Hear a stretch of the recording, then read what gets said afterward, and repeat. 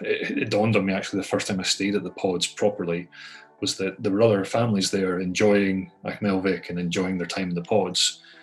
And they wouldn't have been able to have those holidays and create those family memories if we hadn't built our site. Sometimes you get a good planner and projects go through the planning approval process quite well. And even within the same council, you might have a different planner for a different project, and there are hurdles that come from what feels like nowhere. Before we sign off, if there's one tip in particular that you could give to prospective glamping site owners, what would it be? It's really not sexy, but laundry and cleaning.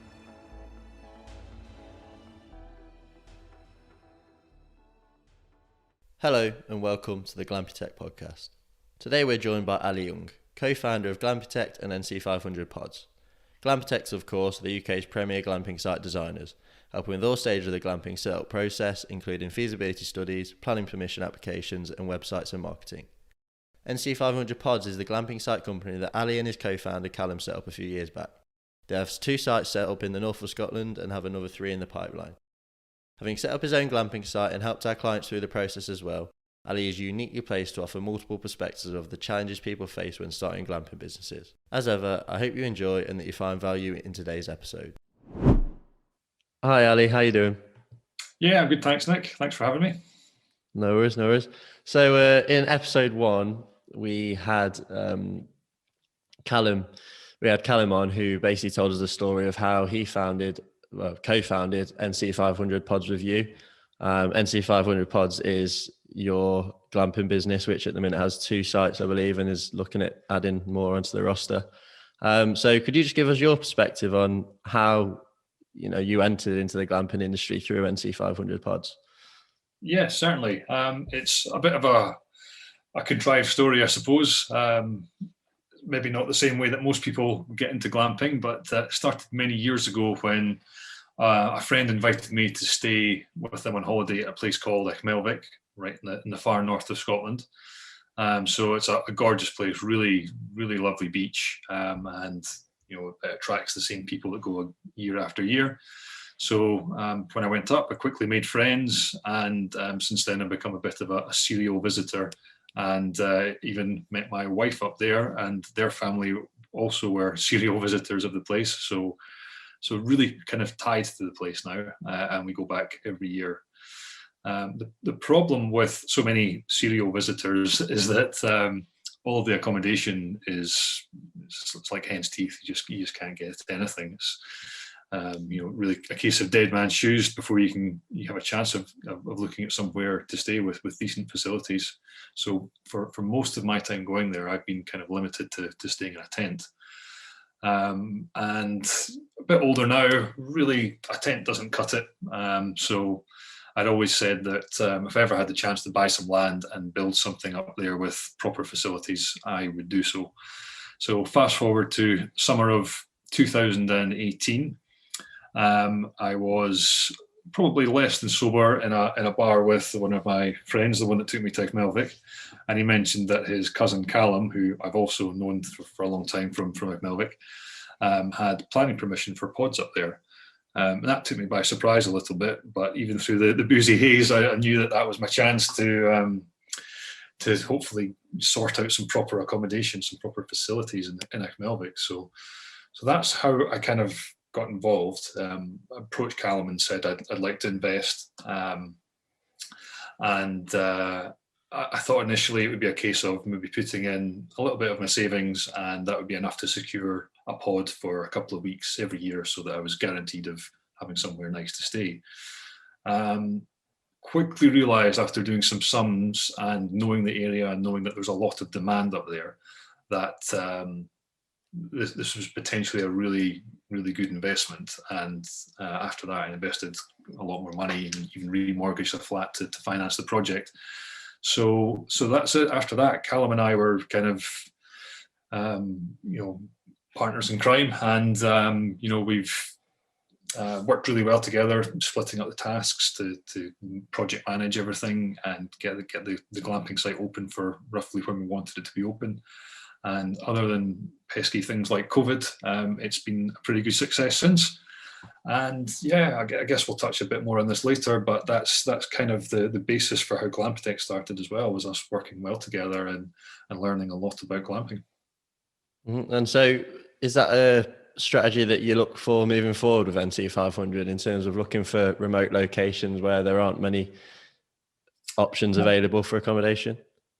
Yeah, I mean, glamping's great for that, so it works really well. And perhaps the far north of Scotland's a little bit unique in that there's really not much development, and glamping's fairly quick and easy to set up, and you don't need an awful lot of land. And yeah, you can get some really nice, high quality facilities quite quickly up there, and there's some beautiful, beautiful scenery. So it definitely attracts tourists, and the creation of the North Coast 500 in the last few years has really seen numbers of tourists rise. So we want to make the most of that, for our own business, but also for offering tourists somewhere to go so that they can enjoy these places. Mm-hmm. And were there any particularly difficult challenges that you found when you were setting up your first site in particular? Yeah, probably the biggest was just that we didn't know what we didn't know. And that turned out to be quite a lot. So, it looked fairly easy from the outset. There was a big grassy field, let's stick some pods on it. But there's so much more complexity to that in terms of technical considerations, in terms of planning policy. And one of the things that really caught us out and added quite a significant cost to the project was the gradient of the land, which from our basic knowledge back then didn't seem scary at all. But we ended up having to put in quite a sizable retaining wall to build the project the way we wanted it. And I think it ended up costing something like £14,000 that we hadn't budgeted for. So I guess the lesson from that is to be more diligent and speak to people who do know what they're looking at with these things.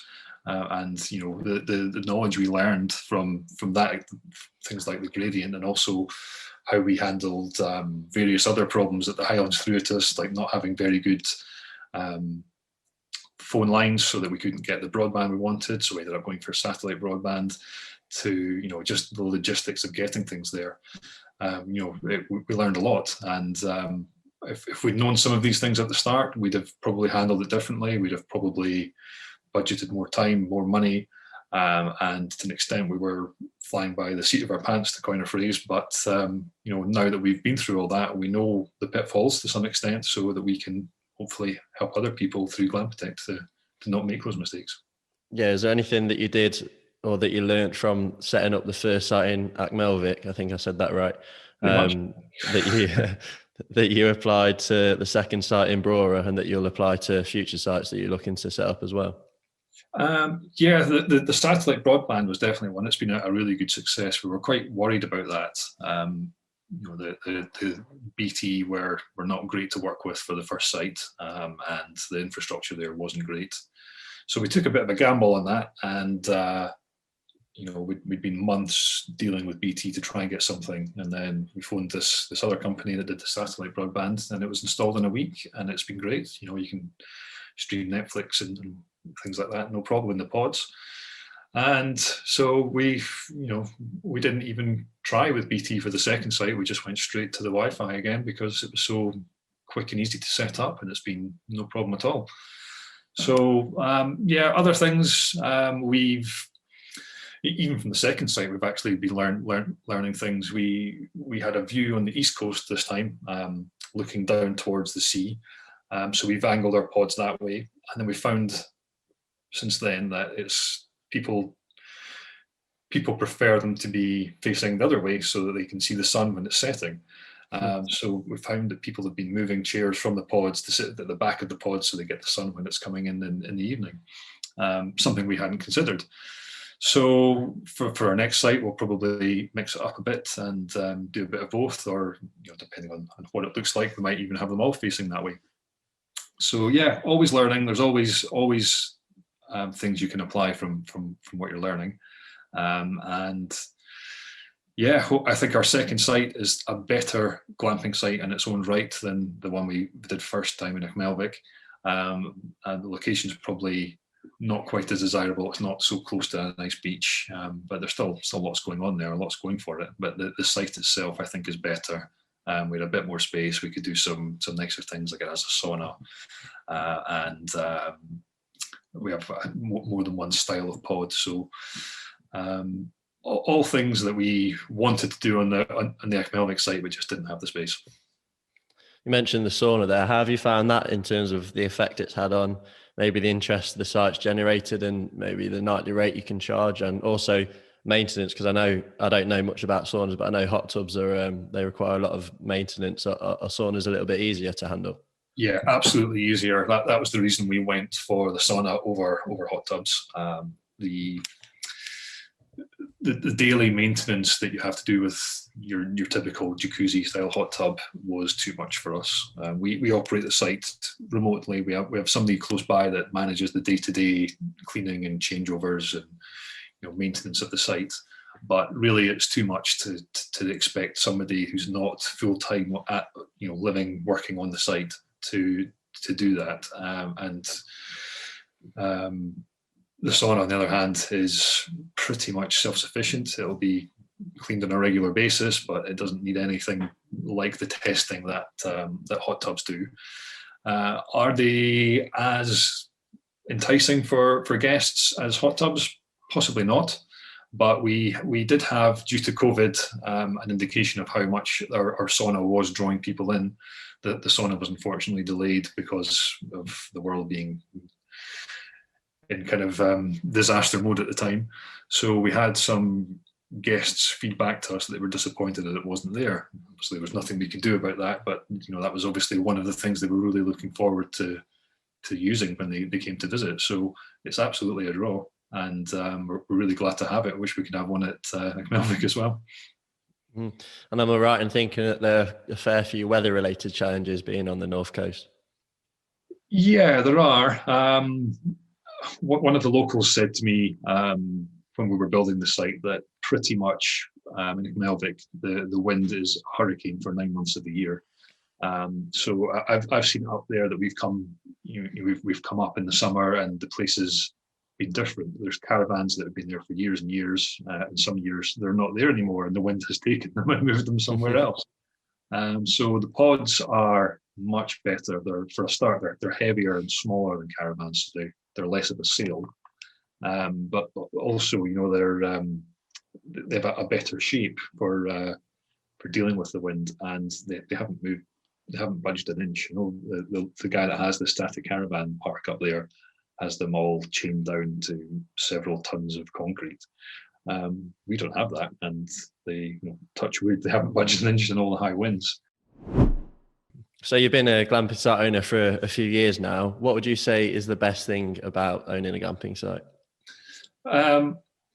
Really good question, and it's something that took me by surprise. I was expecting it to be, I can enjoy my own glamping site and have my own pods now, and it's making some money for me, but it wasn't. The thing I really liked about it is it dawned on me actually the first time I stayed at the pods properly, was that there were other families there enjoying Achmelvik and enjoying their time in the pods, and they wouldn't have been able to have those holidays and create those family memories if we hadn't built our site. So yeah, something I hadn't considered. It wasn't a motivation for us building the site, but it's something that I was really pleased to see, and something I'm really proud of now. Mm-hmm. And then the obvious question after that is, what's the worst thing about being a glamping site owner? Honestly, that's quite a hard one, because nothing's been really bad. There's some complaints now and then that are pretty hard to avoid, and you can never tell what somebody will complain about. Luckily, we've not had much of that. The reviews we've had have been, vastly the good ones outweigh the negative ones. And but yeah, dealing with tricky customers is never fun, but that's just part of the job. So that's probably on a day-to-day the worst thing you can expect. There's really nothing that's dreadful. Must be annoying. Well, I hope there aren't any planners listening, but in the setup process. It must be frustrating sometimes dealing with certain planners who maybe are opposed to the project from the outset as well, I imagine. Yeah, that's something we found with Glam Protect, is that you'd like to think that a planning council is one consistent body, but you are dealing with individuals and their personalities. So at times it feels like, and we've no way to prove this. This is just what we've felt, that sometimes you get a good planner and projects go through the planning approval process quite well. And even within the same council, you might have a different planner for a different project, and there are hurdles that come from what feels like nowhere. So yeah, it's a little bit luck of the draw. That's maybe being a little bit unfair to planners. I'd like to think they're a little bit more consistent than that, but it does feel like sometimes projects stumble where we don't foresee there being a real issue. So I know you've stepped back slightly from the planning side now. That at Glam Protect we've got a dedicated team of planning experts, but you have got experience in that field as well. So is there anything in particular that you'd recommend for prospective site owners when it comes to getting through the planning process? I think there's a willingness to compromise is something you have to have. I think everybody would like to build whatever they want to build to some extent, but part of the approval process should be, in our opinion, working with the planning department to build something that is suitable for everybody. And that might mean that you have only approval for installing half the amount of pods that you want to, or it might mean that you don't get to do your hot tubs or your sauna, or there's a dozen and one other things they might take issue with and impose some conditions. So it's being willing to change and work with councils is probably the best bit of advice I would give. And being prepared to be knocked back as well, I imagine, because it must be difficult if you've got a big dream of exactly what you want to do and then being told, oh no, maybe that can't happen.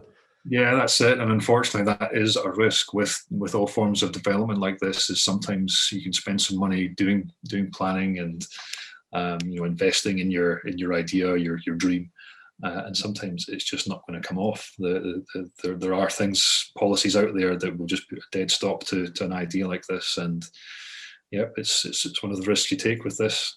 So it helps to have done your homework first and be kind of comfortable with those risks. So moving on to Glam Protect, again, Callum gave his perspective on episode 1 of how that came to be. So from your side, how did Glam Protect come to be for you? So yeah, Glam Protect started, Callum very cleverly put the kind of bones of it together after realizing that we'd learned a lot from setting up the first site, and all of the things that we didn't know at the start that we'd had to kind of fumble through and figure out for ourselves, that was valuable. And if somebody had come along at the start of our project and said, hey, we can help with this, in fact we can do it for you, we'd have at the very least seriously considered it and probably would have taken them up on the offer. So we wanted to help people, and we both recognized that this could be a great opportunity to work for ourselves. So Callum was in a engineering job at the time, which I think he'd gone through university and become an engineer, and it wasn't probably what he thought it was going to be. And I was working in the oil industry and was, I suppose, to some extent kind of in a bit of a rut, and this felt like a good opportunity for us both to do something new and exciting, working for ourselves. And certainly my thought of it was this would be a nice little job that would give us an income, a personal income, while we were able to set up more glamping pod sites for North Coast 500 pods. And that's how we started. So it very quickly became more than that, and we've since hired lots of people, have quite a large team now. And I would say it's day to day, this is taking primacy over North Coast 500 pods, although we are still looking at doing more sites, and we will do more. But yeah, this has become a much more kind of, I don't know what the word is, a much bigger company than I saw it being, certainly after a year of kind of, working away in anger. So what's your role in Glamtech day to day? My role has changed a lot from day one. When we first started and first had our first few clients, the plan was that Callum would do feasibility studies and kind of do the sales side of it, and I would do the design side, so drawings, designing the kind of layout of the sites and preparing the planning submissions. That lasted, I think, for 2 or 3 months, and then we had an awful lot of work that we had to start hiring people. So my role and Callum's role kind of changed to more of a management role, I suppose, orchestrating the teams to, Callum and a sales team, myself and a design team. And, it's just grown and grown and grown to the point where we're bringing in more people and we're bringing in more managers now so that we can step away and focus on other parts of our businesses. So for Glamprotect, I want to be looking at bigger projects that we can be directly involved with, moving into a kind of operations phase of projects like that, and also progressing North Coast 500 pods. And for Callum, it's more kind of looking at how to expand Glamprotect into the international arena. So at the moment, I suppose a bit of a transition, still have a hand in the day-to-day for Glamprotect, so a lot of QCing, a lot of helping the newer guys we have, passing on some of my knowledge to them so that they can take it on. So yeah, a bit of a transition. I suppose I'm a bit of a jack of all trades. I've done a bit of everything within Glamprotect, but yeah, definitely trying to focus on bigger projects from now on. Mm-hmm. And you must get a slightly different perspective working at Glamprotect than you did at NC500 Pods. So, when you're setting up NC500, it's your baby, isn't it? Whereas now it's your client's baby. So is there anything in particular that you've learned whilst working at Glamprotect from that different perspective that could be applied to people who want to set up their own glamping sites? Yeah, so I suppose what I'd say on that is we've come across lots of different motivations for people wanting to set up their glamping site. I know in a previous episode you've spoken to Morag at Brayview, and she's very keen on having an adults only site with a kind of wellness retreat vibe to the place, and that's their unique selling point. And we've tried to do that at North Coast 500 Pods by incorporating some interesting technology into the pods that can, people can come and change the lights by asking Alexa to do it. And I think that's the thing to think about for people setting up their sites. It's not only, I want pods or I want shepherd's huts here. It's think about how the site itself will function and how you'll be able to market it, and what will distinguish you from all of your competitors. Because at the end of the day, you will have competitors. These glamping sites are quite common now, and you need to be making sure that you're not just run of the mill. And I also imagine, you learn a lot from just speaking to, so we've got a dedicated team of designers and architects and stuff. You learn a lot just speaking to them about how the whole process works. Because obviously, you've had experience setting up your own site, but with a number of projects that we've got going at the minute with Glamprotect, you just learn a lot more about the whole process and how councils operate and how they differ, from councils to council, and how difficult it can be, I imagine. Yeah, absolutely. And the guys that we hired, the design guys we've hired in the last 9 or 10 months, have all brought in new experience, new ways of thinking. They've improved our offering massively, and they've realised things that we didn't, and Callum and I, to begin with. So we've, as a company, our knowledge base has improved, our experience has improved, and I think we're far more capable of designing glamping sites than we were when we started, to the point where I think we're really good at it.